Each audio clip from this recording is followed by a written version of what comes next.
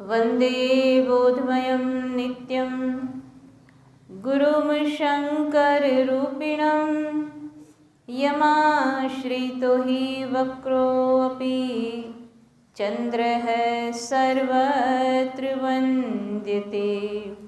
ब्रह्मानन्दं परमसुखदं केवलं ज्ञानमूर्तिं द्वन्द्वातीतं गगनसदृशं तत्त्वमस्यादिलक्ष्यम् एकं नित्यं विमलमचलं सर्वधी साक्षिभूतं भावातीतं त्रिगुणरहितं सद्गुरुं तं नमामि, सद्गुरुं तं नमामि।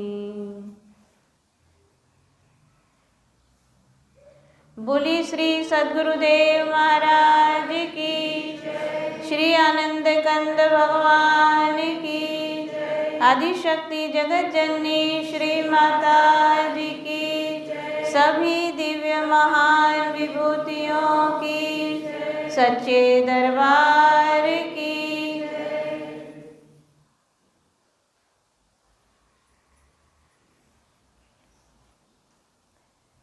श्री गुरु महाराज जी के चरण सरोज की दया से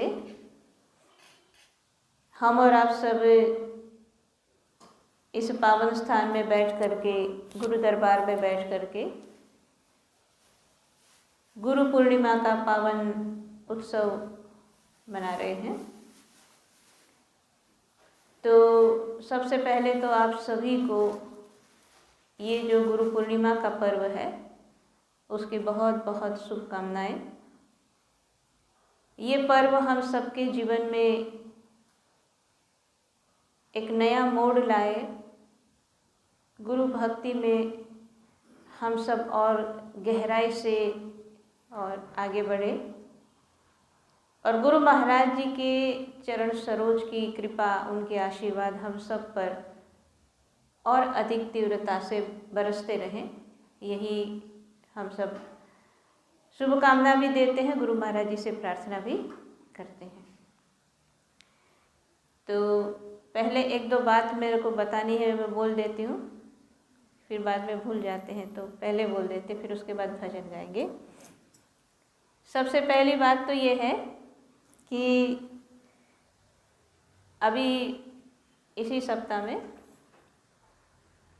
हम सब के जो आराध्य है परम पूज्य अमृता माता जी से बात हो रही थी हमारी। और वैसे जब ये क्या बोलते हैं, जब हम लॉकडाउन का भी टाइम पीरियड था उस टाइम भी मतलब बात हुई, माता जी से भी हुई और श्रद्धे जी का भी फ़ोन आया, सब पूछ रहे थे। माता जी से भी अभी रिसेंटली जब मेरी बात हुई तो माता जी सबके लिए पूछ रहे थे, सभी प्रेमी लोग ठीक है? मैंने कहा हाँ माँ जी, सब लोग ठीक है, सबकी चिंता करते हैं। तो आप सबके लिए पूछ लिया और आप सबकी तरफ से मैंने बोल दिया कि सब लोग ठीक है, तो अब ठीक ही है। हैं? क्या बोलते? देरिया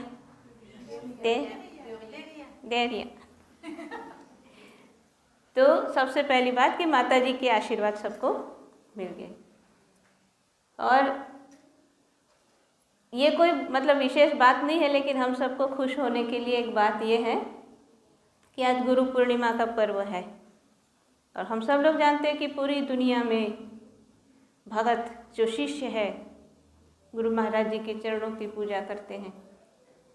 लेकिन आप सबको ये भी पता होगा कि खास करके भारतवर्ष के अंदर गुरु महाराज जी की ही आज्ञा आई है सबके लिए कि भाई सब लोग अपने अपने घर में गुरु पूजा मनाएंगे, कोई आश्रम में नहीं जाएंगे। दुनिया के और देशों में भी वही हाल है, सब प्रेमी अपने अपने घर में बैठे हैं, सिर्फ हम ही अकेले हैं पूरी दुनिया में हम ही मॉरिशस के गुरु महाराज जी के भगत, हम सब लोग हैं जो सही में गुरु महाराज जी के दरबार में आकर के उनके चरणों में और बैठ कर के चरणों की पूजा हम सब ने किया, तो बड़े भाग्य की बात है। तो एक भजन पहले हमेशा की तरह एक भजन गाते हैं, फिर उसके बाद सत्संग सुनेंगे। बोलिए श्री सद्गुरुदेव महाराज की, श्री आनंद कंद भगवान की।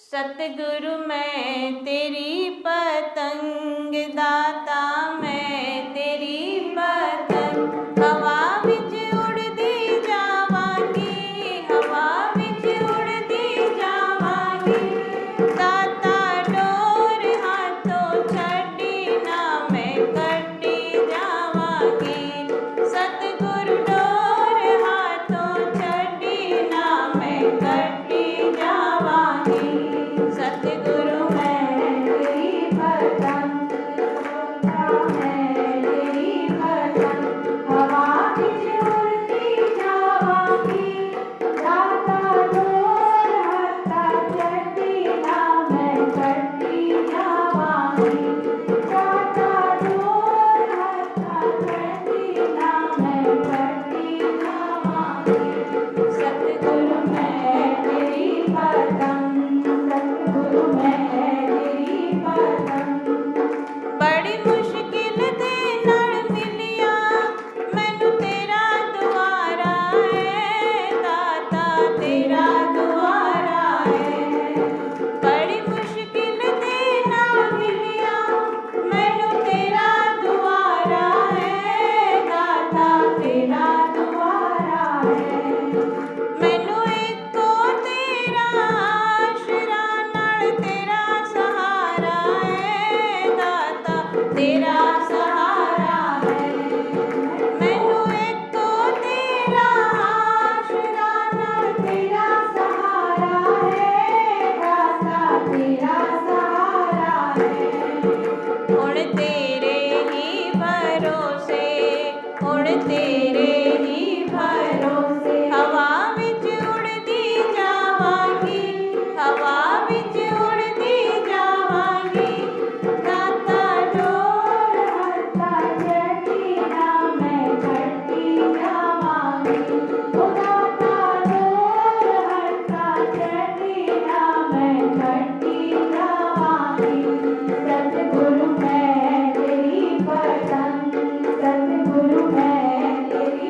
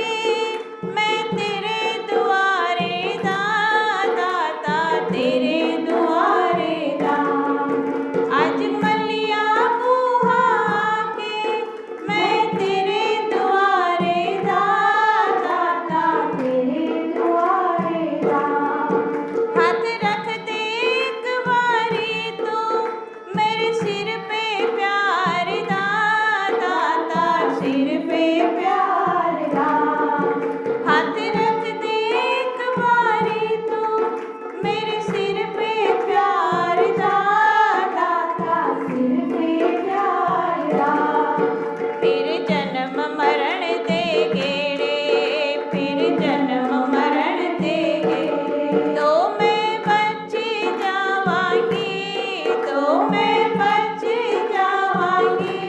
साइया डोर हाथों छड़ी ना मैं कटी जावांगी, सतगुरु डोर हाथों छड़ी ना मैं कटी जावांगी।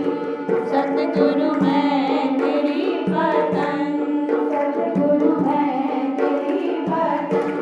हवा विच उड़ती जावांगी, हवा विच उड़ती जावांगी।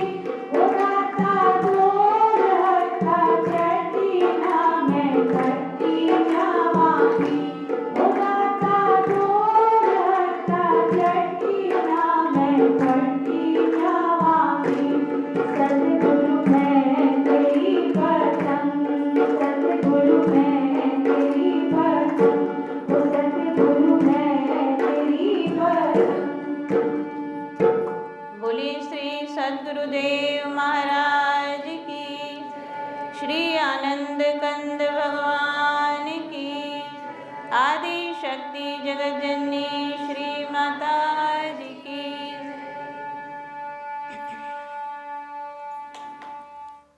श्री गुरु महाराज जी के चरण सरोज की दया है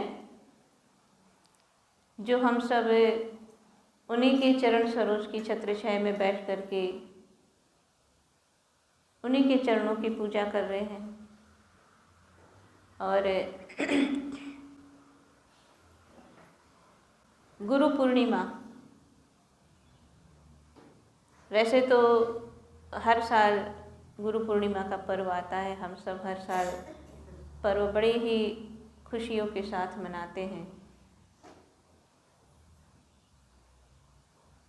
गुरु पूर्णिमा जो है,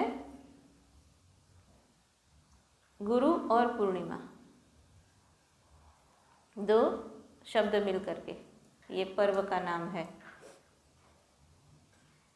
गुरु क्या है वो पता है और पूर्णिमा क्या है वो भी पता है, लेकिन जब दोनों साथ में हैं, पहले पूर्णिमा को समझते हैं क्योंकि गुरु को समझने में ज़्यादा समय लगता है। फिर भी जन्म जन्म निकल जाएंगे फिर भी नहीं समझ पाते हैं। पूर्णिमा यानी फुल मून, जिस दिन चंद्रमा अपनी पूर्ण कला के साथ खिलता है। वैसे पूर्णिमा का बहुत महत्व, वैसे भी हम सब लोग जानते हैं पूर्णिमा का महत्व बहुत बताया जाता है, लेकिन आज थोड़ी उसके बारे में भी बात समझते हैं कि वास्तव में है क्या ये, क्यों इसका महत्व बताया जाता है। तो चंद्रमा जो हमारे पृथ्वी की चारों तरफ घूमता है, और हम सब ये बात भी जानते हैं कि चंद्रमा का पृथ्वी के ऊपर और ख़ास करके पृथ्वी पर जो पानी है उसके ऊपर बहुत ज़्यादा प्रभाव होता है। लेकिन ये करता क्या है, चंद्रमा की किरणें से क्या होता है, क्या प्रभाव है चंद्रमा का? तो अलग अलग दिनों में चंद्रमा का अलग अलग प्रभाव होता है हम सब के ऊपर। लेकिन पूर्णिमा के लिए ऐसा कहा जाता है कि आज के दिन चंद्रमा का ये प्रभाव होता है कि जो भी हमारे अंदर है वो बढ़ता है। जैसे आप सबको पता होगा कि जैसे जैसे चंद्रमा पूर्णता की तरफ जाता है, पूर्णिमा की तरफ जाता है, वैसे वैसे समुद्र में हाई टाइड होता है। अब ये तो समुद्र में के बीच में रहने वालों को तो पता ही होता है। कोई दूसरे ऐसे देश के लोग हो जिनको समुद्र बहुत दूर है, उनको पता ना हो, बात अलग है। यहाँ तो सबको पता है कि पूर्णिमा है तो हाई टाइड होता है, यानी कि जो समुद्र के पास क्या है, पानी। समुद्र के पास पानी है तो पानी बढ़ता है, ऊपर को उठता है, ऊपर की तरफ, चंद्रमा की तरफ वो आकर्षित होता है। यानी कि समुद्र के पास पानी है तो वो पानी बढ़ता है। इसी तरह से मनुष्य के अंदर की भी बात करें तो मानव के अंदर भी जो है वो बढ़ता है पूर्णिमा के दिन। और आपको इस बात को समझना हो तो एक दृष्टांत भी मैं बताऊँ, आप सबने शायद सुना भी होगा, हो सकता है किसी ने देखा भी हो, अनुभव तो नहीं कहूँगी मैं, देखा हो सकता है कि जो साइकिक प्रॉब्लम जिसको होती है, जिसको दिमाग की कोई बीमारी है, साइकोलॉजिकल प्रॉब्लम जिसको होती है ना, और ख़ास करके मेंटल हॉस्पिटल में जो है, मेंटल हॉस्पिटल में जो है या साइकोलॉजिकल जिसको प्रॉब्लम है, तो पूर्णिमा के दिन वो बड़े ज़्यादा ही हाइपर हो जाते हैं। सुना होगा आपने, शायद देखा नहीं हो लेकिन सुना तो सबने है कि पूर्णिमा आते आते पूर्णिमा के दिन सबसे ज़्यादा बहुत हाइपर हो जाते हैं। मतलब क्या हुआ कि उनके अंदर जो प्रॉब्लम थी वो बहुत ज़्यादा बढ़ गई, यही तो हुआ ना, इसलिए वो बहुत हाइपर हो गए, बहुत ज़्यादा शोर मचाते, उधम मचाते, पागलपन उनका और ज़्यादा बढ़ जाता है। तो समुद्र से और ये जो दोनों बातों से एक बात क्या निष्कर्ष निकलता है कि पूर्णिमा का चंद्रमा ऐसा प्रभाव करता है कि जो हमारे अंदर है वो बढ़ जाता है ना? और इसीलिए आज का जो त्योहार है क्या है, गुरु पूर्णिमा। तो सबसे पहली बात ये है कि ये त्यौहार पूर्णिमा को इसीलिए मनाया जाता है। एकादशी को क्यों नहीं मनाते? एकादशी भी तो अच्छा है ना, एकादशी का तो व्रत करते, बहुत महिमा गाई जाती है एकादशी की तो, है ना? तो गुरु एकादशी क्यों नहीं, गुरु पूर्णिमा ही क्यों? कभी सोचा था? नहीं, गुरु पूर्णिमा है बस, ठीक है। तो गुरु पूर्णिमा इसीलिए है। अब गुरु पूर्णिमा मनाने का तरीका भी क्या बताया जाता है और क्यों ऐसा बताया जाता है? गुरु पूर्णिमा के लिए ये कहा जाता है कि जो भक्त है, जो शिष्य है, अपने गुरु की जो है शरण में शरणागत हो चुके हैं या जो गुरु के शिष्य हैं, तो बताया ये जाता है कि क्या करना है। तो कहते हैं कि सुबह जल्दी उठो ब्रह्म मुहूर्त में और ध्यान करो गुरु महाराज का, फिर नहा धो करके तैयार होने के बाद फिर गुरु की पूजा करो, फिर गुरु के दर्शन करो, फिर गुरु के आशीर्वचन सुनो और पूरा दिन गुरु की याद में बिताओ। तो क्या हुआ कि पूर्णिमा के दिन अगर हम सुबह जल्दी उठे तब से गुरु महाराज का चिंतन कर रहे हैं तो क्या बढ़ा, हमारे अंदर गुरु भक्ति बढ़ेगी। इसीलिए गुरु पूर्णिमा है, गुरु एकादशी नहीं, इसीलिए पूर्णिमा के दिन इसको मनाया जाता है। अब कोई ये भी कहे तो फिर साल में इतनी सारी पूर्णिमा है, एक साल में 12 महीने होते हैं ना, और 12 महीने में 12 पूर्णिमा आएगी, है ना? तो पूरे साल भर में 12 पूर्णिमा है, तो इसी को क्यों गुरु पूर्णिमा बोला? कोई भी बोल सकते हैं।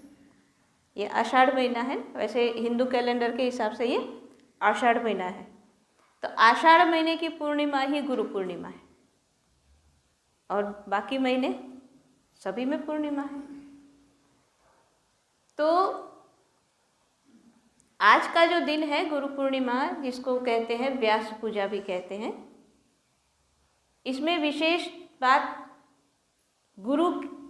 जो गुरु के साथ जुड़ी हुई भी है, लेकिन जो गुरु का एक, जिसको कहते हैं कि गुरु का जो कार्य है या गुरु जो करते हैं हम सब के लिए, उसी से जुड़ी हुई बात है कि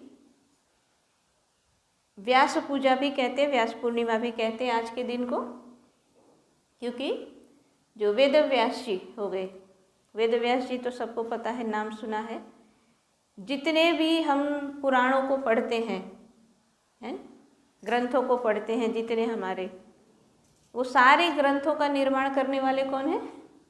वेदव्यास जी हैं। और बहुत बार कहानी सुनी है गुरु महाराज जी के सत्संग में भी कि वेदव्यास जी को जब पुराण लिखने थे तो उस समय ढूंढा गया कि भाई कौन लिखेगा। वेदव्यास जी ने कहा मैं तो बोलूँगा, श्लोक निर्माण करूँगा, लिखेगा कौन? तो लिखने के लिए फिर गणेश जी को, है गणेश जी को कहा भाई वो लिखेंगे। तो गणेश जी ने लिखे और उसकी कहानी भी सुनते हैं। उन्होंने कहा कि वेदव्यास जी ने कहा कि भाई मैं बोलूँगा तो लिखना लगातार। तो गणेश जी ने कहा मैं लिखूँगा लेकिन बोलते बोलते रुकना नहीं, आप लगातार बोलना। तो वेदव्यास जी ने कहा ठीक है मैं लगातार बोलूँगा लेकिन तुम बिना समझे मत लिखना। तो दोनों की आपस में हो गई बात कि बिना समझे नहीं लिखना है, और उन्होंने कहा कि बिना रुके बोलना है। तो वेदव्यास जी ने जहाँ पर सारे ग्रंथों का निर्माण किया तो बद्रीनाथ से आ गए। 4 किलोमीटर दूरी पर व्यास गुफा है, वहाँ पर बैठ करके उन्होंने ये सारे ग्रंथ निर्माण किए। पास में एक गणेश गुफा है जहाँ पर बैठ करके गणेश जी ने सारे ग्रंथ लिखे, और वो स्थान आज भी है, लोग जाते हैं, हम भी गए हैं इसलिए आपको बता रहे हैं। बहुत ही पावन स्थान है बद्रीनाथ और वहाँ से आगे। तो वेदव्यास जी जिन्होंने पुराणों के माध्यम से मानव समाज को ज्ञान दिया, तो उनका आज जन्म हुआ। आज का दिन आषाढ़ पूर्णिमा वेदव्यास जी का जन्म हुआ। इसके साथ जोड़ करके व्यास पूजा, व्यास पूर्णिमा और फिर उसको गुरु पूर्णिमा कहते हैं। ठीक है, तो अब एक बात इससे क्या समझ में आता है, ठीक है गुरु पूर्णिमा तो वेदव्यास जी के साथ जोड़ करके साल में एक बार मनाते हैं, लेकिन हमको तो एक बात समझ में आ गई ना। क्या समझ में आई? कि साल में जितनी भी पूर्णिमा आए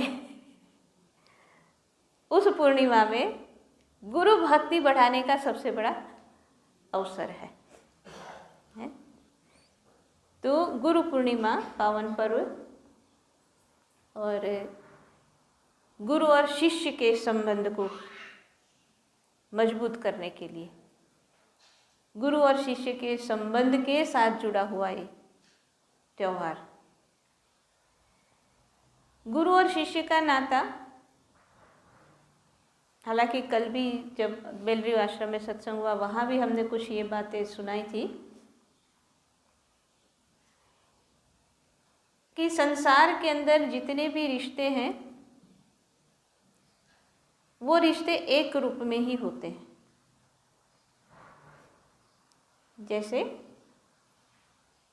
कि माता और पुत्र का रिश्ता है, ठीक है। तो माता पुत्र का रिश्ता,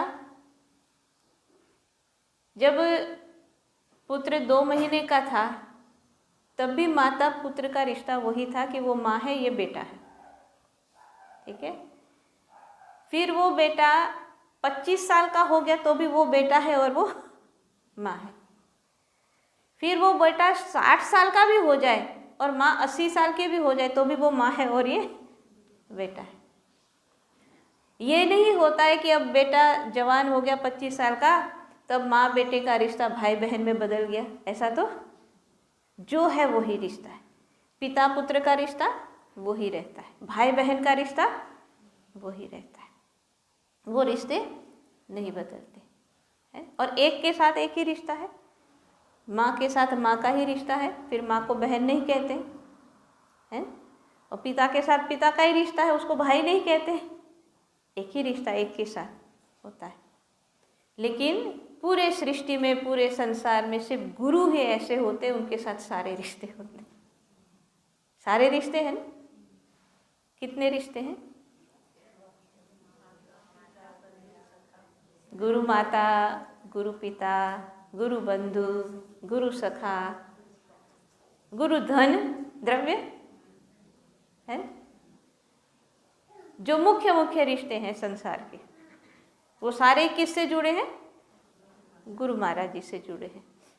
यानी गुरु अपने शिष्य के एक शिष्य के माता भी है, गुरु अपने शिष्य के पिता भी है, गुरु अपने शिष्य के बंधु यानी भाई भी है, और गुरु अपने शिष्य के सखा यानी मित्र भी है। और कहीं तो नहीं होता है ऐसा रिश्ता, भगवान के साथ भी नहीं होता है, सिर्फ गुरु के साथ होता है ना? सिर्फ गुरु के साथ हम इतने रिश्ते जोड़ते हैं, तो उसकी वास्तविकता क्या है? तो सुपरफिशियल वे में समझने के लिए जो हम सब ने अब तक सुना है, अगर इस समय भी आप में से किसी को बोले हम कि भाई खड़े होके बताओ गुरु हमारी माता कैसे हैं, गुरु हमारे पिता कैसे हैं, तो मुझे अच्छी तरह पता है कि आप में से बहुत लोग यही कहेंगे कि गुरु ने हमको ज्ञान में जन्म दिया इसलिए वो हमारी माता है। ज्ञान देने के बाद गुरु महाराज हमारा पालन करते हैं इसलिए वो हमारे पिता है। यही कहोगे ना? यही पता है ना? बात सत्य भी है, ऐसा नहीं है कि ये गलत है, सत्य है कि गुरु महाराज ने हमको द्विज बनाया, दूसरा जन्म दिया है। एक जन्म शरीर का हुआ, पंचभौतिक शरीर से जब हम संसार में आए तो ये पहला जन्म था, लेकिन इस पंचभौतिक शरीर के अंदर ज्ञान में जन्म गुरु महाराज कराते हैं, इसलिए गुरु माता है। और जब ज्ञान में हमारा जन्म होता है वास्तव में, तभी हमारा जीवन भी शुरू होता है एक मानव के रूप में है। जन्म लेने के बाद, शरीर से संसार में आने के बाद हम जीवन तो जीते हैं, लेकिन जो इस जीवन को हमने प्राप्त किया है, इस जीवन के लक्ष्य की तरफ आगे बढ़ने के लिए जो हमारे कर्म है वो कब शुरू होते हैं? जब ज्ञान मिलता है। बिना ज्ञान के जीवन तो बीत रहा है, श्वासें तो खत्म हो रही है, लेकिन बिना ज्ञान के हम अपने लक्ष्य की तरफ आगे नहीं बढ़ते। और लक्ष्य क्या है जीवन में? मनुष्य जीवन का या एक आत्मा का लक्ष्य क्या है? परमात्मा की प्राप्ति, मोक्ष को पाना। और ये तभी संभव होता है कि जब ज्ञान की प्राप्ति होती है। इसलिए सबसे पहले स्टेप में ये जरूरी काम गुरु महाराज करते हैं, हमको ज्ञान में जन्म देते हैं, इसीलिए गुरु हमारी माता है। फिर हम क्या कहते हैं कि ज्ञान देने के बाद ऐसा नहीं कि भाई छोड़ दिया, भाई जब तुम अपने घर मैं अपने घर, नहीं। ज्ञान देने के बाद गुरु हमारी पालना भी करते हैं, छोड़ नहीं देते हैं। अगर हम इधर उधर भटक जाते हैं, मन कभी इधर उधर होता है, तो किसी न किसी तरह से हमको वापस वहाँ पर लेके आते हैं। तो पिता की तरह वो हमारी रक्षा करते हैं। पिता क्या करते हैं? अपने बच्चे की रक्षा करते हैं। पिता का एक और काम है, समाज से, संसार से और बालक को जोड़ना, अपने पुत्र को, अपनी पुत्री को, है जोड़ना और संसार में जीना सिखाना, ये भी पिता करते हैं। तो इसी तरह से गुरु भी हमारे लिए यही कार्य करते हैं कि ज्ञान पाया है, अब कैसे जीना है, ज्ञान में कैसे आगे बढ़ना है, और ये अध्यात्म की दुनिया से हम किस तरह से अपने आप को जोड़े, ये गुरु सिखाते हैं। इसलिए गुरु हमारे पिता है। तो ये बात भी सही है और समझने के लिए हम सब के लिए, लेकिन इसके साथ साथ एक और पहलू है। गुरु के साथ इतने सारे रिश्ते जोड़ने के पीछे एक और पहलू है। वो क्या है? वो ये है कि जब हम गहराई में चिंतन करते हैं तो अलग अलग समय में गुरु हमारे लिए अलग अलग रिश्ता निभाते हैं। अब इस बात को समझने के लिए थोड़ा सा गहराई से सोचें। जैसा एक भजन में हम सब गाते हैं कि जन्म जन्म का साथ है गुरुदेव हमारा और तुम्हारा, गाते हैं। भक्ति अगर ना पूरी हुई तो देना जन्म दोबारा। तो ये बात तो सबको पता है कि गुरु महाराज जी से एक बार जब रिश्ता जुड़ गया, उनके चरणों से हम जुड़ गए, तो ये संबंध जन्म जन्म का। हम इतने लोग यहाँ पर बैठे हैं, तो हम सब इस जन्म में अभी गुरु महाराज जी से जुड़े हैं। लेकिन इसमें एक और बात यह है कि जितने भी हम सब बैठे हैं जो गुरु महाराज जी से जुड़े हैं, इसमें कुछ ऐसे होंगे कि जिनका ये पहला जन्म होगा गुरु महाराज जी के साथ, है। कुछ ऐसे भी होंगे कि पता नहीं पहले 2-5 जन्म बीत चुके होंगे गुरु महाराज जी के साथ, और कोई ऐसे भी होंगे कि युगों युगों से रहते होंगे गुरु महाराज जी के साथ, है। ये कि गुरु महाराज तो हर युग में होते हैं, गुरु तो हर युग में होते हैं, तो कोई ऐसे भी होंगे कि हर युग में उनके साथ रहते होंगे। तो जितने भी गुरु दरबार में गुरु महाराज जी के चरणों से जुड़े हुए हैं, तो अभी जुड़े हैं, और कुछ ऐसे हैं जो कुछ जन्मों से जुड़े हैं, और कुछ ऐसे हैं जो कुछ युगों से जुड़े हैं। 3 तरह के हो गए भगत। अब जो अभी अभी जुड़े हैं, इसी जन्म में जुड़े हैं, अभी अभी जुड़े हैं, उनको हम क्या कहेंगे कि उनका अभी अभी ज्ञान में जन्म हुआ, कह सकते हैं ना। यानी वो अभी ज्ञान में बच्चे हैं, वो अभी बालक है। फिर कुछ ऐसे हैं कि जो 3-4 जन्मों से भक्ति करते करते गुरु महाराज जी से जुड़ते जुड़ते आ रहे हैं, उनको भी इस जन्म में आकर के फिर ज्ञान मिला, नहीं। लेकिन ठीक है, इस जन्म में आकर के ज्ञान मिला, अब इस जन्म में भी ज्ञान में जन्म हुआ, लेकिन वास्तव में देखा जाए तो ज्ञान में वो इतने छोटे बालक नहीं है, क्योंकि वो उन्होंने 3-4 जन्मों से यही भक्ति के राह में आगे बढ़ने का काम किया है। मतलब वो थोड़े से छोटे से बालक नहीं है, लेकिन थोड़े से किशोर अवस्था में कह सकते, नहीं। और कुछ ऐसे हैं कि जो और ज़्यादा समय से जुड़े हैं, जो ज्ञान में युवा हो गए हैं, हैं। तो कितनी कैटेगरी हुई? एक है जो बहुत छोटे बच्चे हैं, जो छोटे बच्चे एकदम होते हैं, जिसको हर समय माँ चाहिए, और कुछ जो टीन एज में है, कुछ ऐसे जो यंग हो गए हैं, जवान हो गए हैं, है? और कुछ ऐसे हैं जी जो इसमें जवानी के बाद क्या आता है, वो हो गया। इसलिए उसके लिए शब्द क्या है? ज्ञान वृद्ध, है। कहते ज्ञान वृद्ध, मतलब जो ज्ञान में बुढ़े हुए, शरीर में नहीं। शरीर में वो छोटे हो सकते हैं, उम्र छोटी हो सकती है, लेकिन ज्ञान में वो वृद्ध है, मतलब ज्ञान में वो बूढ़े हो चुके हैं, शरीर से जवान है। इतनी कैटेगरी होती है मानव की अध्यात्म की राह में, है ना। अब देखो, जो अभी अभी ज्ञान में छोटा सा बालक है, अभी अभी जन्म हुआ ज्ञान में जिसका, है ना, उसके लिए गुरु माँ है। समझ में आ रही है? उसके लिए गुरु माँ है। क्यों?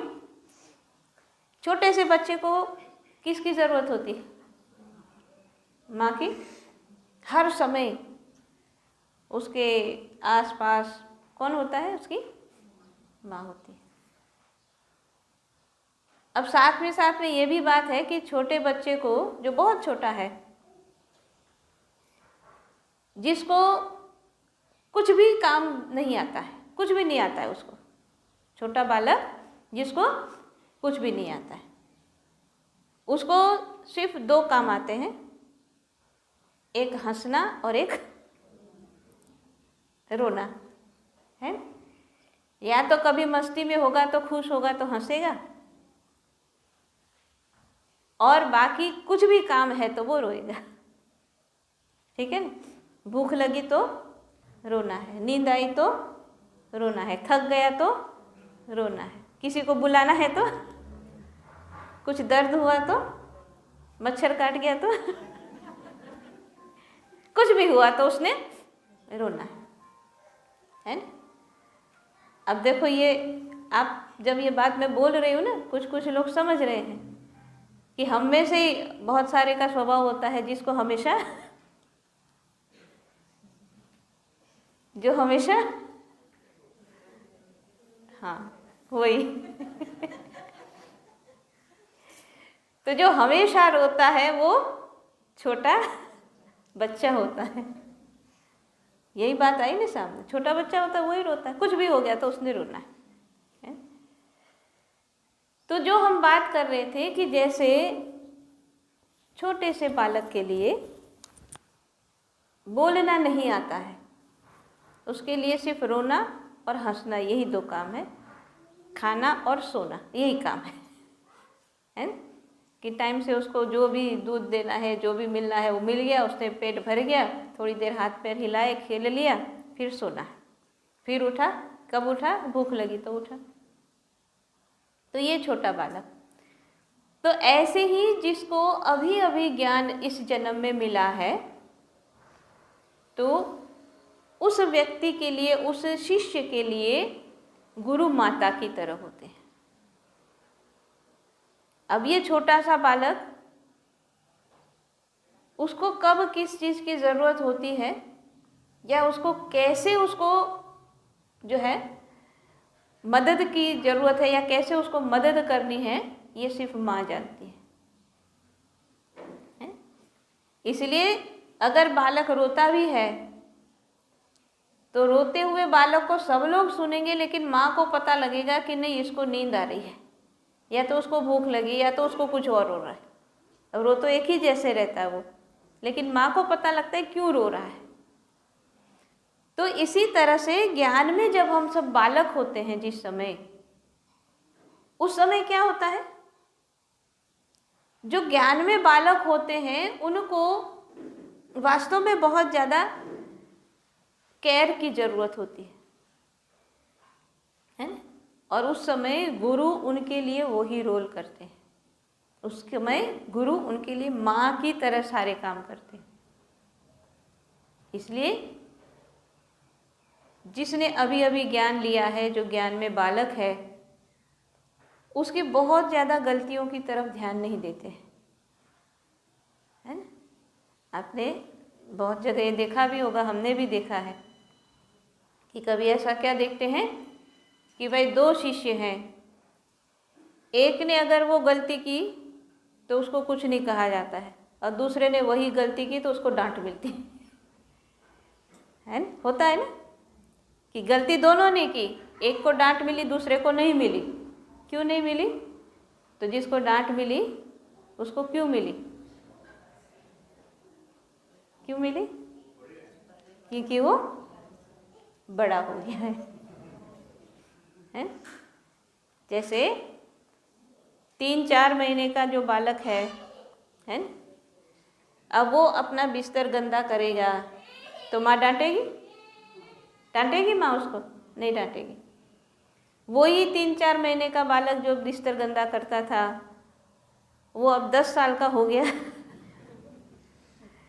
अब भी वही करता है जो 2 महीने का बेटा करता है, वही 10 साल वाला करता है, तो मिलेगी कि नहीं डांट? है ना? तो वही बात होती है। तो जैसे जैसे ज्ञान में आगे बढ़ते हैं हम, वैसे वैसे हमको उसी हिसाब से बड़ा होना होता है। समझ में आती है बात? कहना क्या चाह रही हूँ मैं, कि जैसे हम एक भौतिक शरीर के साथ जो परिवर्तन होते हैं उसको तो हम समझ जाते हैं कि छोटे से बच्चे ने ऐसा कर दिया, कोई बात नहीं। अब धीरे धीरे बड़ा होता है तो उसके अंदर परिवर्तन आते हैं, कैसे समझ बढ़ती है अपने आप। फिर उसको होता है मैं खुद ही खाऊंगा, मैं अपना करूंगा काम, फिर और बड़ा हो गया, अपना डिसीजन लेना अपने आप ने, बहुत सारा परिवर्तन देखते हैं। लेकिन जैसे जैसे हम फिजिकल वर्ल्ड में मैच्योरिटी की तरफ आगे बढ़ते हैं, वैसे ही वैसे हमें स्पिरिचुअल वर्ल्ड में भी मैच्योरिटी लानी होती है।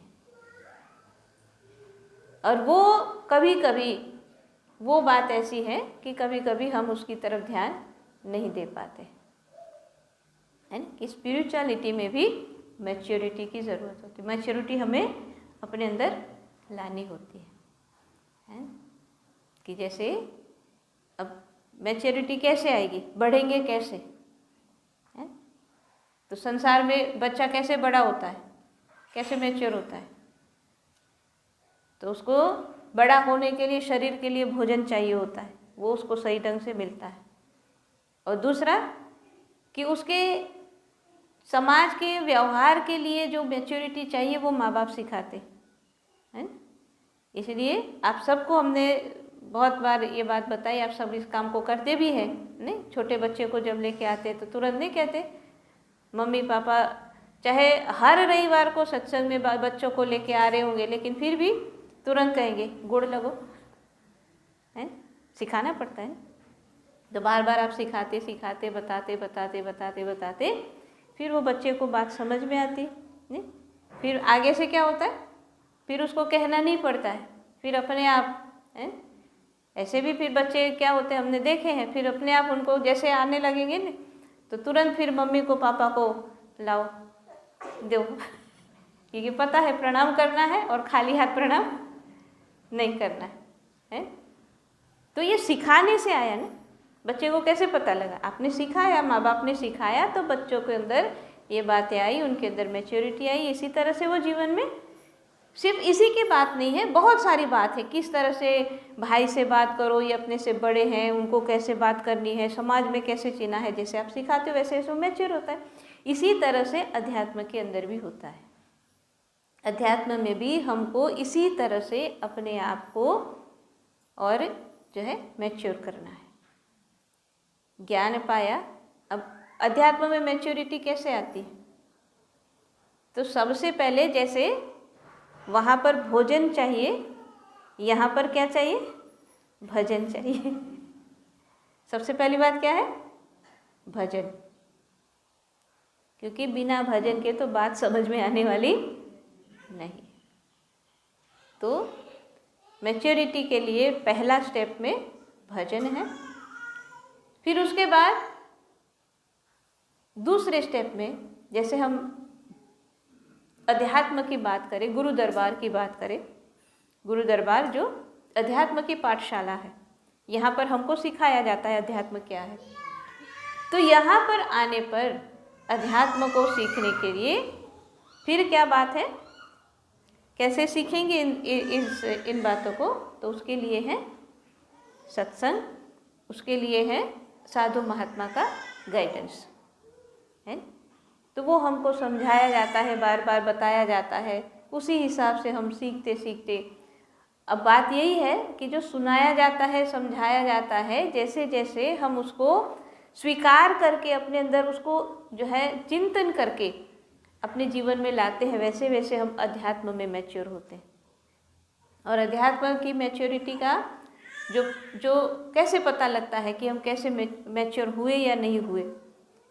तो जो स्पिरिचुअलिटी में मैच्योर होते हैं उसकी सबसे बड़ी पहचान होती है कि वो शांत होता है। कैसा होता है वो? शांत होता है? और दूसरी बात कि जो चंचलता होती है, जैसे हम कहते हैं लहरों की चंचलता, वैसा उनके अंदर नहीं रहता है। जैसे जैसे मैच्योर होते हैं वैसे वैसे ये जितने भी बाहरी प्रभाव से होने वाले परिवर्तन खत्म होते जाते हैं।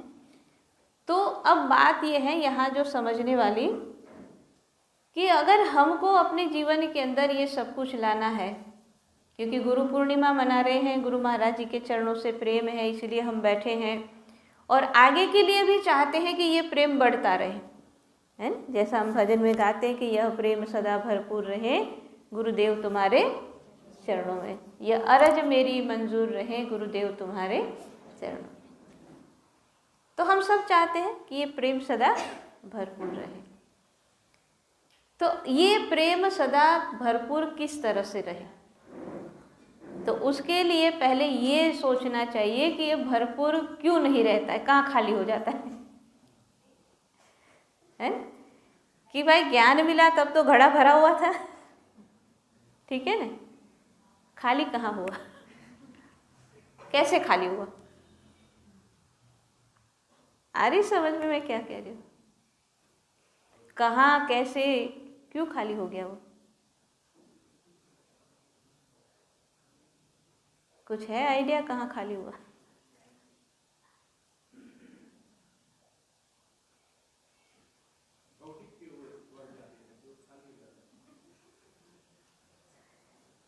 भौतिक की ओर बढ़ने से खाली नहीं होता है, क्योंकि भौतिक अपनी जगह है और ये अपनी जगह है।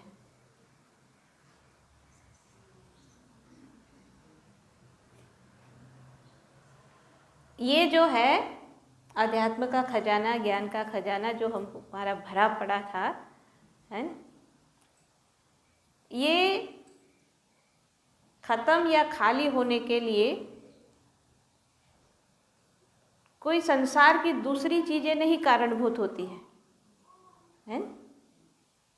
कि क्या करे, बेटा बात नहीं मानता है, क्या करे, फलाना ऐसा हो गया, ढिमका ऐसा हो गया, उससे नहीं फर्क पड़ता है। इस जो हम जिसके ऊपर चर्चा कर रहे हैं, इस टॉपिक की जो बात है, इसके लिए अगर किसी चीज का प्रभाव होता है वो सिर्फ और सिर्फ हमारी गलतियों का, संसार की कोई वस्तु उस पर प्रभाव नहीं करती है। कोई क्या कह रहा है, क्या कर रहा है, किसी ने आपको गाली दी, किसी ने आपके लिए बुरा बोला, किसी चीज का, संसार की कोई वस्तु का प्रभाव नहीं होता है। अगर हमारे अंदर का ये प्रेम या खजाना कम हो रहा है या उसमें कहीं पर कोई कमी आ रही है, तो सिर्फ और सिर्फ हमारी गलतियों के कारण। उसके लिए कोई भी दूसरा व्यक्ति जिम्मेवार नहीं है, हमारी गलती। अब कहाँ कहाँ हम गलती करते हैं? अब बात यही है, पता नहीं है इसलिए तो कर रहे हैं पता होती तो नहीं करते, लेकिन गलतियां हो रही है। तो जो बात हम कह रहे थे कि जैसे जैसे बच्चा बड़ा होने लगता है ना, अगर वो गलती करता है तो माँ बाप ही तो टोकते हैं ना, टोकते हैं कि नहीं? अगर किसी की तरफ ऐसे करके बैठा है, किसी के रूड बोला तो तुरंत माँ बाप टोकेंगे, सॉरी बोलो, बोलते हैं कि नहीं बोलते? और फिर उससे सॉरी बुलवाते, फिर उसको समझाते ऐसा नहीं बोलना चाहिए। तो गलती तो हो जाती है, बच्चों से होती है ना, हर किसी से होती है, गलती हो जाती है, लेकिन उस गलती को सुधारना वो सबसे ज़रूरी बात होती है। तो हम सब से गलतियाँ होती रहती हैं, कई तरह की गलतियाँ हम लोग करते हैं, है? अब देखो, वैसे उसका लिस्ट तो बहुत लंबा हो सकता है, जैसा मैंने पहले भी शायद कभी बताया है कि नारद मुनि ने तो 32 तरह की गलतियाँ बताई है जो हम सबसे होती है, और जिसके कारण 32 का मतलब होता है 32, जिसके कारण हम बहुत मेहनत करते हुए भी, बहुत अपने अंदर प्रेम भाव मतलब हम सोचते हैं कि प्रेम भाव और ये समर्पण, सेवा, बहुत कुछ करते हुए भी जो मिलना चाहिए वो क्यों नहीं मिलता है? क्योंकि ये हमारी कुछ गलतियों से है। तो क्या क्या होती है वो गलतियाँ? तो कुछ होती है जिसमें गुरु दरबार के नियमों से जुड़ी हुई, और कुछ होती है गुरु आज्ञा से जुड़ी हुई। अब गुरु आज्ञा से जुड़ी हुई बातों में क्या है, और इन सब के लिए पहले एक बात ये भी है कि इसके पीछे पहले स्टेप में ये आता है कि हमने अपने जीवन में किसको प्रायोरिटी दिया है, किसकी तरफ हमारा ध्यान ज़्यादा है ना? जैसे कि चाहे कोई भी काम हो, सत्संग का काम हो, सेवा का काम हो, मेडिटेशन करने का काम हो, कोई भी काम हो, तो हमें खुद अपने लिए जांच करनी है, खुद के लिए देखना है कि ये जो सत्संग है, सेवा है, गुरु महाराज जी की भजन साधना है, ये जो भी है वो हमारे जीवन में किस तरह से हम उसको लागू करते हैं। एक होता है कि समय मिलेगा तो हम कर लेंगे, एक क्या होता है, टाइम मिलेगा तो कर लेंगे। जैसे कि चाहे सत्संग में आने की बात हो, है, अब गुरु आज्ञा तो ये है कि भाई हर सप्ताह सत्संग में आना है, ये तो सबको पता है ना। गुरु आज्ञा क्या है, सप्ताह में एक बार सत्संग में आना है? अब इसमें हम क्या करते हैं,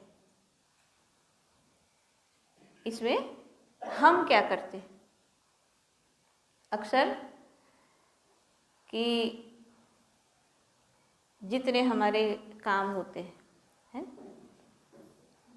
देखो ये जो बात मैं बता रही हूँ, अब कोई उसको नेगेटिव मत लेना, सबके हित के लिए ये बात कही जा रही है। जैसे आज है गुरु पूर्णिमा, ठीक है, जैसे एक हम बड़ा त्यौहार एक और हम मनाते हैं, गुरु महाराज जी का जन्मदिन, और 1 जनवरी को सत्संग करते हैं, फिर हंस जयंती हम मनाते हैं, कुछ कुछ होते हैं जो बड़े त्यौहार हम सबको पता है। अब जब गुरु महाराज जी का जन्मदिन मनाएंगे सितंबर में, है, तो बहुत सारे ऐसे भगत हैं जिनको बहुत पहले से चिंतन है कि गुरु महाराज जी का जन्मदिन 21 सितंबर को है। तो बहुत सारे लोग क्या करते हैं कि भाई अगर वो वर्किंग डे में भी आता है तो 1 साल पहले से ही कैलेंडर में देख लेंगे कि कौन सा दिन है, और उस दिन 1 साल पहले ही छुट्टी ले लेंगे, है कि प्रायोरिटी क्या है, सत्संग। फिर रविवार के शनिवार के सत्संग होते हैं, अब वो भी फिक्स है, सबको पता है, दिन में 2 बजे से 4 बजे तक, कोई आगे पीछे कहीं जाना नहीं है, कुछ नहीं है, 2 बजे से 4 बजे तक शनिवार को, 2 बजे से 4 बजे तक रविवार को, ये भी पता है सबको। तो उस समय हम क्या करते हैं, पहला स्टेप ये है कि हम चाहे हमारे जितने भी काम हो, उन कामों को, स्केड्यूल को हम सेट करते हैं, उस समय पहला क्या ध्यान में रखते हैं कि भाई सत्संग के लिए पहले टाइम निकालो, बाकी सब बाद में देखेंगे। जैसे हमारे दिन भर के काम है, उसमें हम कैसे करते हैं कि भाई मेडिटेशन का टाइम पहले इतना अलग, बाद में जो होगा वो देखा जाएगा, है ना। एक ये होता है कि हमने प्रायोरिटी किसको दी, पहली बात। उसमें गुरु आज्ञा से जुड़ी हुई बात आती है कि गुरु महाराज की आज्ञा है। गुरु आज्ञा क्या है, जब ज्ञान लेते सबको पता है, गुरु आज्ञा है कि भजन करना है, मेडिटेशन करना है, गुरु आज्ञा है सेवा करनी है, और गुरु आज्ञा है सत्संग सुनना है। 3 ही तो बात है, कोई बहुत हनुमान जी की तरह कोई हिमालय से पहाड़ तो उठा के लाना नहीं है, कोई ऐसा तो मुश्किल काम नहीं बताते हैं कि भाई ये हो ही नहीं सकता, हमसे कैसे करेंगे। सरल है, ये हमारे लिए है। तो अगर हम इन चीज़ों को प्रायोरिटी में लगते हैं, अब देखो उसमें फ़र्क कैसे पड़ता है, थोड़ी गहराई से इन बातों को समझते, फ़र्क कैसे पड़ता है। जैसे समझो कि साप्ताहिक सत्संग है, शनिवार का और रविवार का, पूरे सप्ताह या पूरे महीने की बात करूँ आप, ठीक है।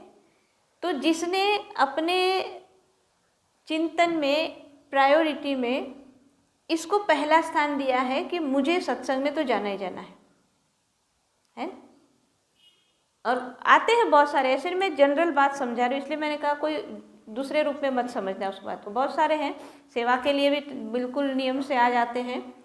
अब एक बात सोचो कि जिसने एक ऐसा प्रायोरिटी सेट कर दिया है कि मुझे ये पहले ही करना है, ठीक है ना, तो वो सप्ताह भर में भी या कहीं पर भी कैसे भी कोई भी काम हो रहा होगा, या कहीं किसी से बात हो रही होगी, किसी से मिलना है, किसी ने अपॉइंटमेंट देनी है, कुछ भी होगा, ठीक है, कोई भी काम होगा, लेकिन उसके मन में सबसे पहले क्या आएगा?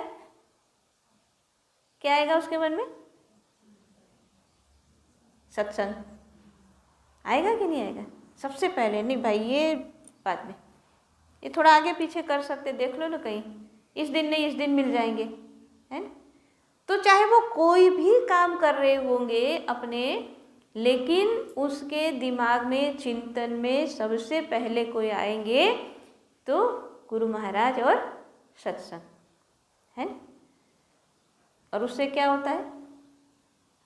जिसके चिंतन में हमेशा और या सबसे पहले सत्संग है, सेवा है, गुरु महाराज है, मेडिटेशन है, तो क्या होगा? उसके अनुभव क्या कहता है? गुरु नानक देव जी क्या कहते हैं? उसके सारे काम सिद्ध होते हैं, है। यही तो कहा ना गुरु नानक देव जी ने कि उसके सारे काम सिद्ध होते हैं, है? तो अब हमें खुद सोचना है कि हमें अपने काम सिद्ध करने हैं कि फिर रोना है। दो चॉइस होती है ना सबके सामने कि या तो जो सही ढंग से करना है वैसे करो, या तो फिर वो मैं नहीं बोलूँगी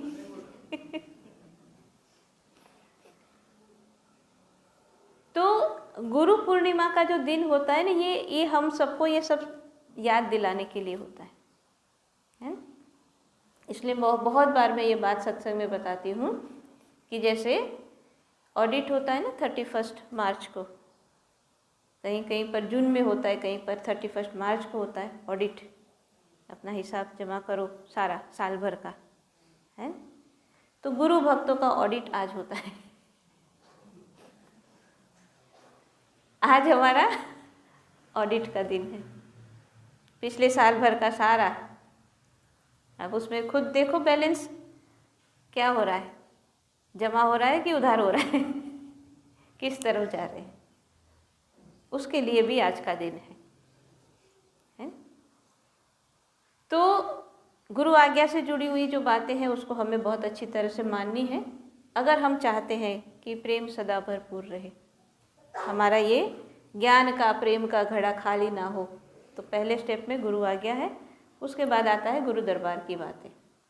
गुरु दरबार के भी अपने नियम होते हैं, और जो गुरु दरबार के नियमों को अच्छी तरह से समझ लेता है, तो उसके अंदर कभी भी किसी तरह की कमी नहीं रहती है। तो गुरु दरबार के नियमों में क्या है?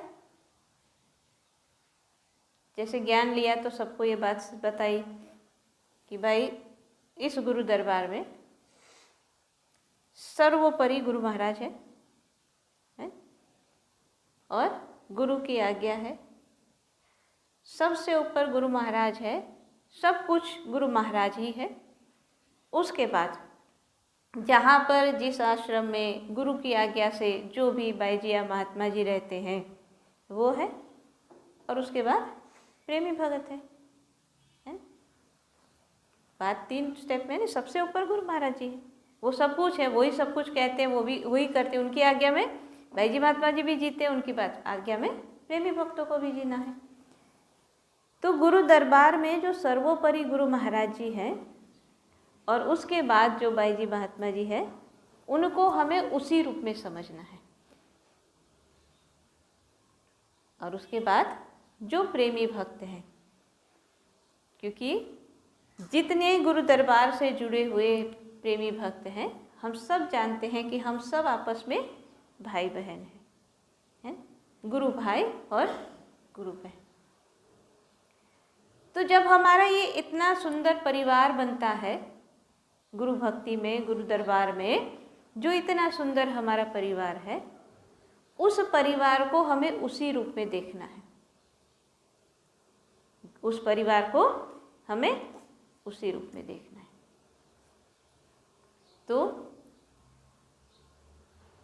चाहे आप अपने संसार में, इसे चार दीवारी के बाहर का जो संसार है, उसमें हो सकता है कि दो भाइयों की आपस में ना बनती हो, है, आपस में लड़ाई झगड़े हो रहे हो, ये संसार की बात है। यहाँ पर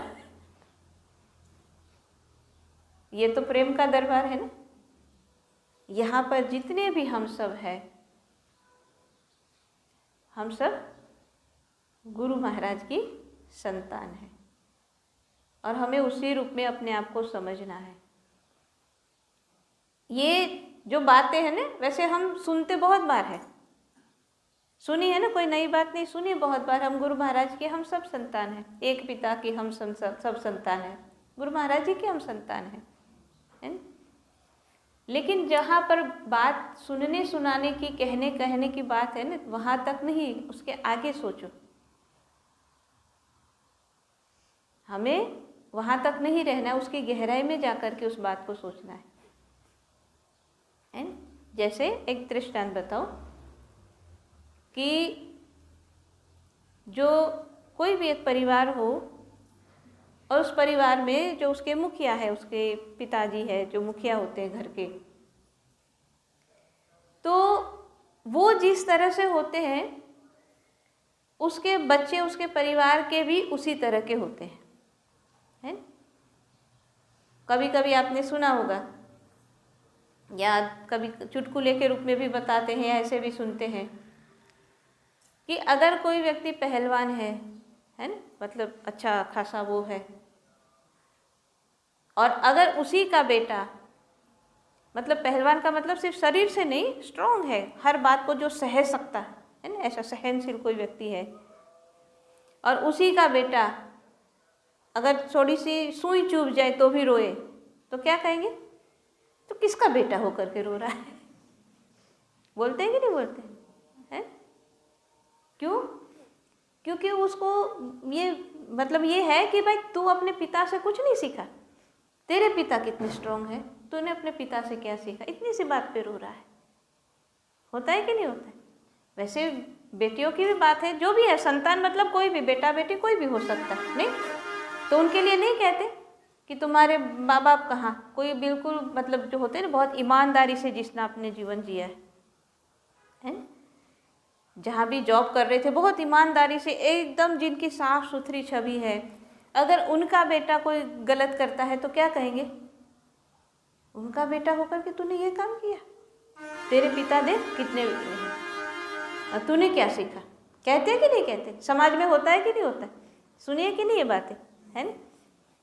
उसी रूप में फिर अब रिश्ता जोड़ के देखो, ये तो पिता है ना, पिता है।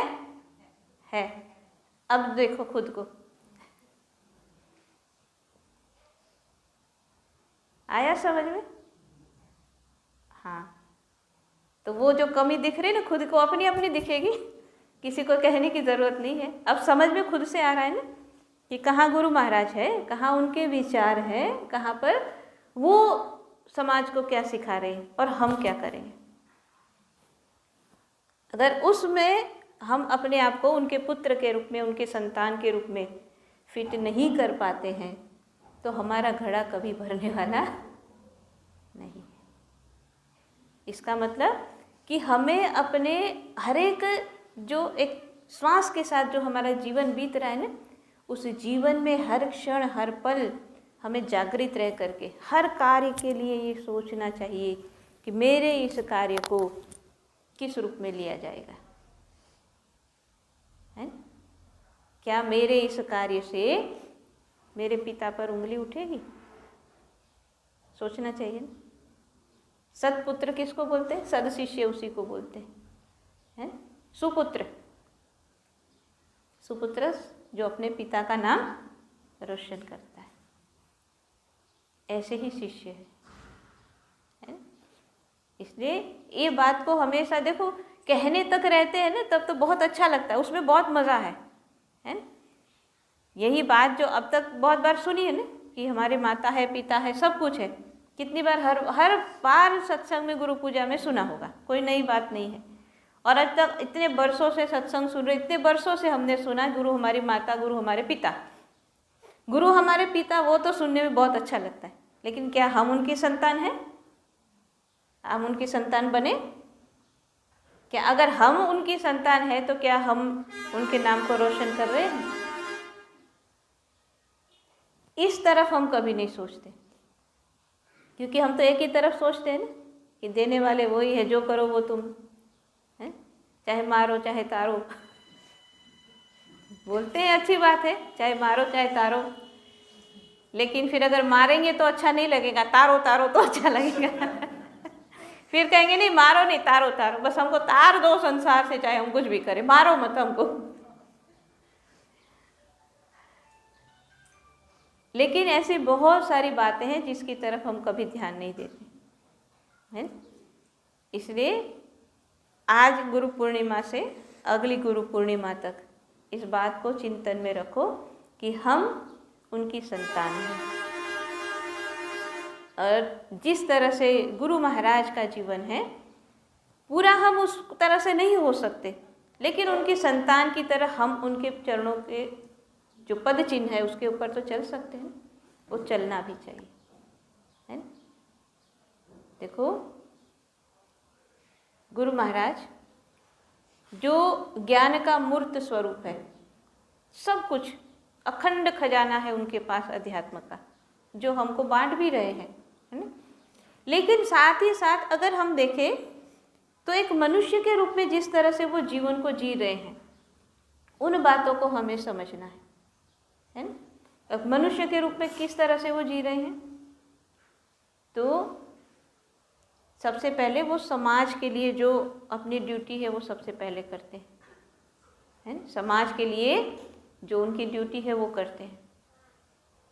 और एक बहुत बड़ी जो बात है, आपने कभी शायद उसकी तरफ ध्यान दिया हो चाहे ना दिया हो, देखो आप इतने वर्षों से गुरु महाराज जी के सत्संग सुनते हो, हमने भी बचपन से सुना, मैं भी बहुत छोटे से थे तब से हम आश्रम जा रहे हैं, अब तो बूढ़े होने लगे। तो इतने वर्षों से हमने भी सत्संग सुना है, पत्रिका में आप सब भी पढ़ते हो, लेकिन क्या आपने आज तक कोई ऐसा सत्संग गुरु महाराज जी का सुना कि जिसमें महाराज जी ने किसी की निंदा की हो? सुना? किसी के भी लिए कभी कोई नेगेटिव बोले महाराज जी? नहीं बोले, है ना? गुरु महाराज जी जो अपने आप में पूर्ण है ना? फिर भी वो किसी के लिए नेगेटिव नहीं बोलते। तो अगर हम उनकी संतान हैं तो हमसे वो अपेक्षा रखेंगे नहीं, रखेंगे कि नहीं रखेंगे? क्या रखेंगे? कि हम उनके जैसे बने। देखो, गुरु महाराज जी कभी नेगेटिव नहीं बोलते हैं। और मुझे तो अपना खुद का भी अच्छी तरह से याद है, सत्संग तो हमने बहुत वर्षों से सुने हैं, लेकिन मुझे तो अपना खुद का भी याद है, क्योंकि जब कितने साल पहले जब ओवरसीज़ आने के लिए मैं निकलने वाली थी, तो जैसे निकलना था तो महाराज जी के दर्शन होते हैं, तो जैसे होता है ना कि एक बेटी को पिता विदाई करते हैं, वही भाव से तो बहुत सारी बातें समझा। उसमें एक बात जरूर महाराज जी ने मुझे बताई थी कि कभी किसी के लिए निंदा मतलब क्रिटिसिज्म नहीं करना है। हमारे पास जो है हम अपनी बात रखें, दूसरे क्या करते उससे हमको क्या मतलब, उसको जो करना है वो करें, हम अपना करें, है। और ये कितनी बड़ी बात है। अगर ये गुण हमारे अंदर आता है तो उसका सबसे पहला फायदा क्या होता है पता है? हमारे अंदर बोझा नहीं रहता है, बहुत हल्का लगता है। और ये मैं अपने अनुभव से कह रही हूँ, गुरु महाराज जी के चरण सरोज की दया से जो उनकी आज्ञा हुई उस समय, और उन आज्ञा में तो बहुत कुछ बल होता है, आप सब लोग जानते हैं। तो जीवन में ये अनुभव होता है कि जब हम इन तरफ से अपने मन को हटा लेते हैं ना, तो बहुत अच्छा हो जाता है, चाहे वो किसी भी तरह की बात हो, है। और संसार की तो है ही है, लेकिन गुरु दरबार में तो खास करके, यहाँ के लिए तो खास करके, तो जहाँ तक हो सके अपने आप को इन बुराइयों से बचाना है? फिर गुरु महाराज जी की बहुत सारी विशेषताएं हैं, उसमें से एक क्या है कि वो अपने आप में सब कुछ करने के लिए समर्थ है कि नहीं है? वो सब कुछ करने के लिए समर्थ है, उनको सब कुछ आता है, कोई ऐसी चीज़ नहीं है जो उनको नहीं आती, जो वो नहीं जानते, ऐसी एक भी वस्तु नहीं, एक भी बात नहीं। लेकिन आप सब में से बहुतों को ये अनुभव है, क्योंकि आप सबने गुरु महाराज जी को यहाँ बहुत सारी बार बैठ करके सुना है, चाहे यहाँ बैठ के चाहे वो कमरे में बैठ के, है ना, कि आराम से महाराज जी माता जी बैठते थे, आप सब लोग बैठते थे, महाराज जी से सुनते थे बातें, है ना। लेकिन जो अपने आप में पूर्ण है, सब कुछ जानते हैं, सब कुछ आता है, लेकिन फिर भी वो क्या करते हैं, हमको मौका देते हैं कि नहीं देते हैं? और आप में से बहुत लोगों को अनुभव हुए होंगे, और बहुत लोगों की बातें हमने भी सुनी है कि महाराज जी ऐसे ही पूछेंगे जैसे उनको कुछ नहीं आता, ये कैसे होता है, इसको कैसे करते हैं, ये क्या है, और फिर मौका देंगे हमको कि भाई करो, तुम करो, है? और जो मौका देने में सबसे बड़ी बात क्या है पता है, गुरु महाराज जी हमको कहाँ मौका दिया है, प्रचार करने के लिए, है? जब प्रचार की बात है, देखो गुरु महाराज जी अपने आप में बहुत समर्थ है प्रचार के लिए, और ये बात भी उन्हीं के माध्यम से मिली है कि वो चाहे तो सब कुछ कर देंगे, है, लेकिन फिर भी हम सबको मौका दिया है। तो बात यह है कि जब हम ऐसे पूर्ण गुरु के शिष्य हैं, तो हमें अपने सबसे पहले अपने गुरु महाराज जी की महिमा इस रूप में भी पता होनी चाहिए। हम जनरली क्या सोचते हैं, गुरु की महिमा क्या है, गुरु की महिमा ये है कि उन्होंने ज्ञान दिया, गुरु की महिमा ये है कि जब जब मेरे जीवन में मुसीबत आई उन्होंने मेरी रक्षा की। हाँ, वो तो करेंगे ही करेंगे, क्योंकि अगर हम इस भाव से उनके साथ जुड़े हैं, जैसा अभी हम भजन में गा रहे थे ना कि मैनू एको तेरा आसरा नाल तेरा सहारा है, कि अगर सिर्फ हमारा एक ही आसरा और एक ही सहारा है तो फिर वो हमारे लिए सब कुछ करते हैं। तो मेरा कहने का भाव ये है कि गुरु की महिमा को हम सिर्फ शब्दों तक ना समझे, शब्दों में पढ़ने सुनने तक, बोलने तक, कहने तक मन ना रहे, लेकिन उसको उस शब्दों के पीछे जाकर के भी देखें कि क्या है वास्तविकता, है। तो इस रूप में जब देखेंगे ना, तो अपने अंदर की जो जो कमी रह गई है वो समझ में आएगी, और जैसे जैसे वो कमियां खत्म होती चली जाएगी, वैसे वैसे वो बंधन बहुत ही मजबूत होता चला जाएगा, है। और जैसे जैसे वो बंधन मजबूत होता चला जाएगा, वैसे ही वैसे जो बात मैंने कहा था कि गुरु माता पिता बंधु सखा, है, तो ऐसे ही ऐसे जैसे ज्ञान में जन्म लिया और जैसे जैसे मैच्योरिटी आती जाएगी, वैसे ही वैसे गुरु के साथ का हमारा जो रिश्ता है वो पिता से फिर बंधु भाई की तरह हो जाएगा, फिर सखा की तरह भी हो सकता है। सखा का मतलब मित्र, है। दो मित्रों का रिश्ता क्या होता है, किसी से दोस्ती की है हैं? कॉलेज में तो जरूर होती है, कॉलेज के टाइम की दोस्ती जरूर होती है। तो दो मित्रों का, दो दोस्त का रिश्ता कैसा होता है? जहाँ तक मैंने सुनी है लोगों की बातों को, मतलब जब एक उम्र होती है, यूनिवर्सिटी जब पढ़ने जाते हैं बच्चे, बड़े हो गए, और तब ये बात होती है कि बहुत सारे ऐसे सीक्रेट हैं जो उसके मम्मी पापा को नहीं पता, लेकिन दोस्त को होता है कि नहीं है। बहुत सारी बातें माँ बाप को पता ही नहीं है कुछ भी, और दोस्त को सब कुछ पता है। तो गुरु जब हमारे मित्र होते हैं ना, तो इसका मतलब ये नहीं कि हमारे दोस्त कैसे हो सकते, गुरु तो गुरु है, हम कहाँ हैं, नहीं। भाव ये है कि जब हमारे वो मित्र बनेंगे तो क्या रहेगा फिर कि हमारी बातें सिर्फ वो जानते हैं या उनको ही सब पता है। अभी क्या होता है, हमारी बातें सबको पता है। अब पता ना भी हो तो हमें सुनाने का बड़ा मज़ा आता है कि मैंने ये किया, तुम नहीं जानते मैं क्या करती हूँ, मैंने ये किया, मैंने वो किया, मैं ये कर सकता हूँ, मैं वो कर सकता हूँ, मेरे को ये आता है, मेरे को वो आता है।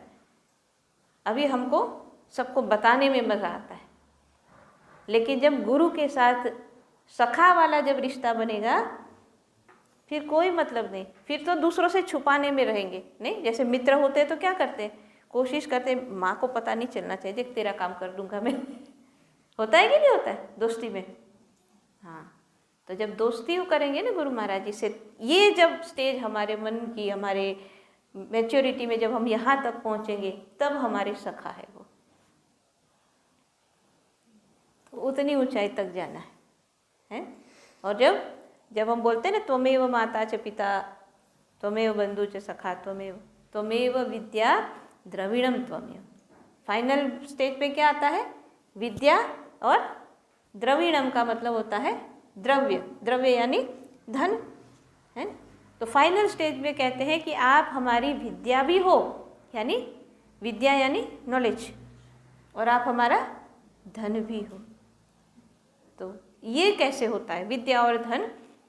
बाकी रिश्ते तो हमने समझे कि एक शुरुआत का रिश्ता जिसमें हम रोते ही रहते हैं गुरु महाराज के आगे, और गुरु महाराज ठीक है सब काम करवाते रहते, फिर धीरे धीरे समझ में आता है, फिर कुछ बदलते बदलते है न, फिर हम इस स्टेज तक पहुँचे कि भाई अब दुनिया से कोई लेना देना दे, आप ही हो मेरे, है सारी सीक्रेट इनको पता है, किसी को कुछ बताने की ज़रूरत नहीं है, मैं क्या करता हूँ, मुझे क्या आता है, किसी को क्या मतलब है, मेरे गुरु महाराज है उनको पता है। ये स्टेज के बाद फिर विद्या और धन की बात आती है। तो धन का मतलब होता है, संसार के लिए धन कुछ भी हो सकता है, लेकिन एक ज्ञानी के लिए धन क्या होता है, कमाई भजन की, ये हमारा धन है।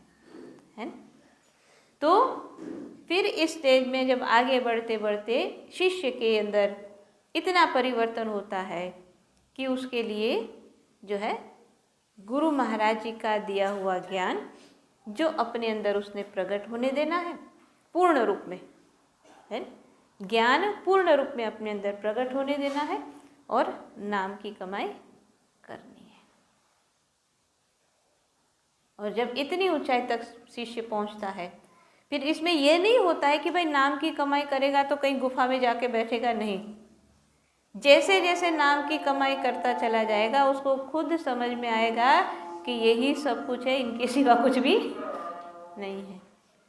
अभी तो फिर भी हमको पता है कि भाई ये हमारा काम कर देगा, वो काम कर देगा, इसका ये है, उसका वो है।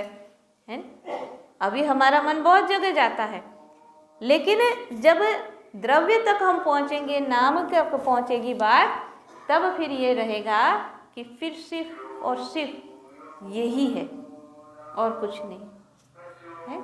और इन्हीं बातों को अलग अलग रूप में समझाने के लिए रामचरितमानस में तुलसीदास जी बहुत बात अलग अलग रूप में बताते हैं, है ना। और इसलिए वो क्या लिखते हैं एक जगह कि जैसे एक लोभी को अपना धन प्यारा है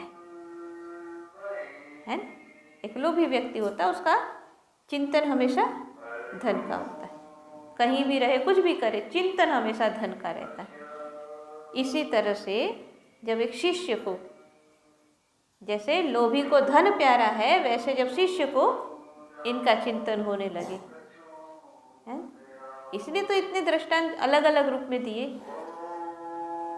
तो सारी बातों में आखिर में सार ये है कि गुरु पूर्णिमा का दिन है, तो आज अब अभी तक नहीं किया होगा ऑडिट, कोई बात नहीं, आज का फिर अभी दिन बाकी है, ज़रूर ज़रूर अपना ऑडिट करो खुद से समझ करके, है।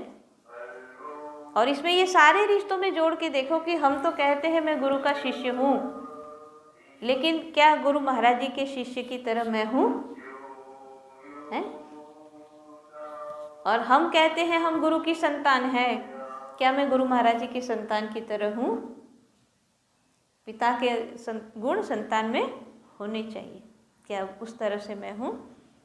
अपना ऑडिट खुद करो आज रात में, रात किसकी है? अपनी है।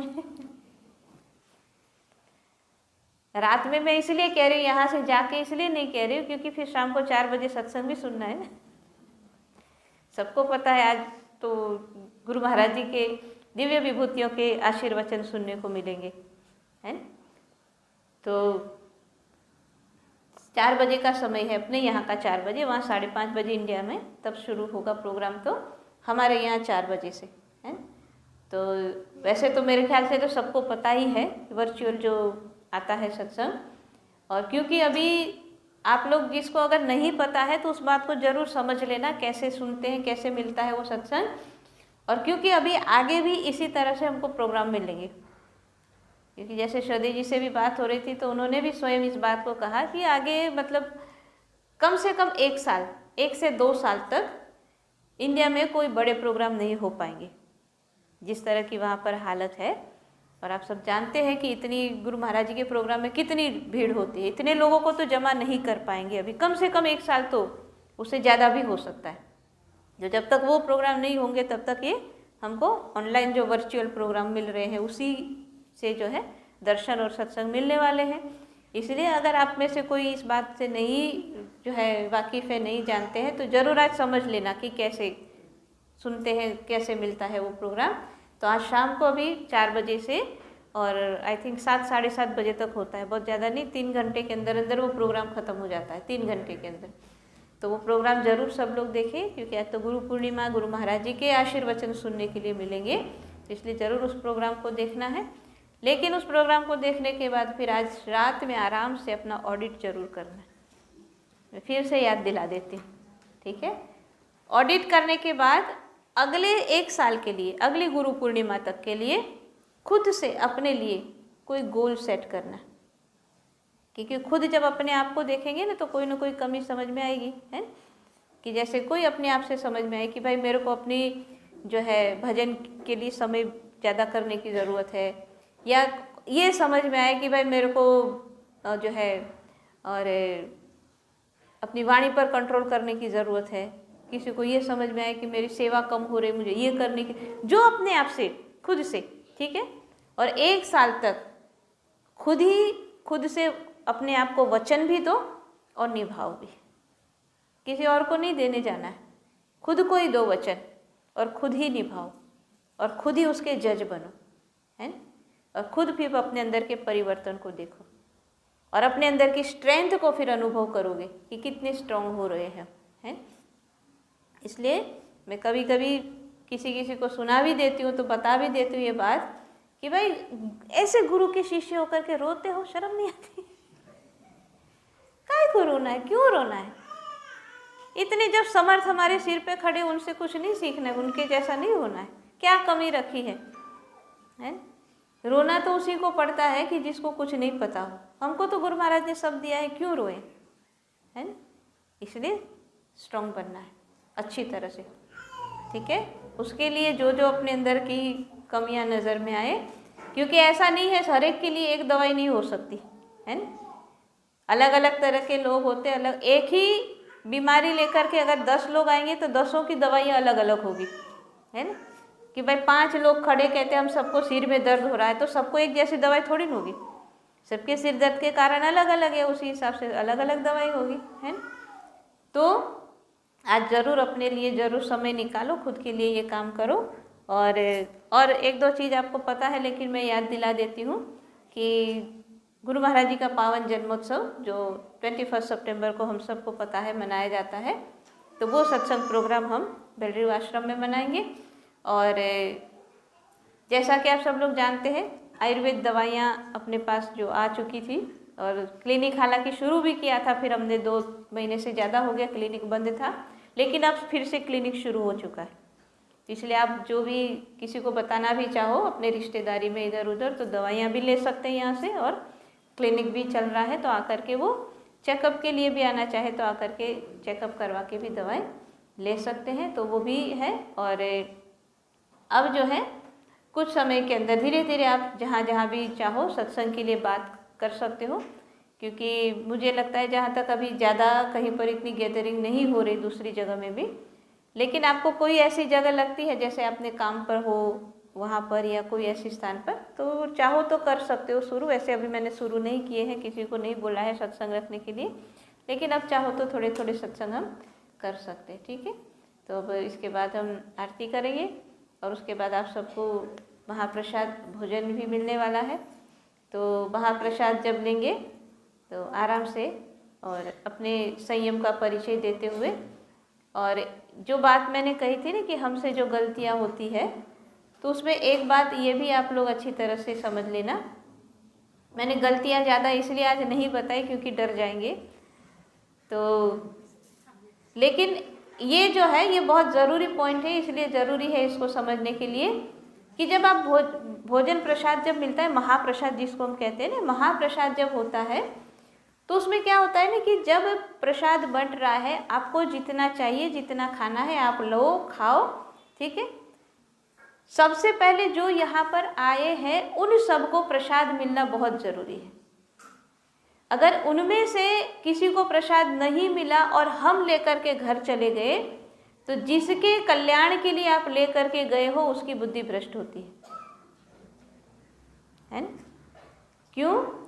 क्योंकि जो व्यक्ति अपना घर समय सब त्याग करके यहाँ आया है गुरु दरबार में, और उसको जो भी दुख दर्द, जो भी संस्कार गुरु महाराज के चरणों की कृपा से, प्रसाद से जो संस्कार या दर्द खत्म होना था, उसका वो नहीं हो करके किसके पास चला जाएगा? जो उसको खाएगा। इसलिए हमेशा बहुत सारे ऐसी छोटी छोटी बातें हैं जिसका हम ध्यान नहीं देते हैं, लेकिन ज़रूर ध्यान देना चाहिए।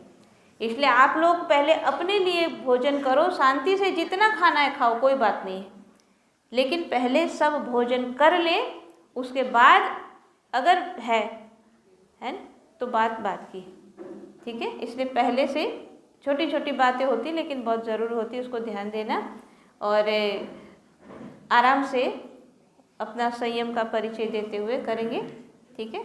तो आरती कर लेते हैं।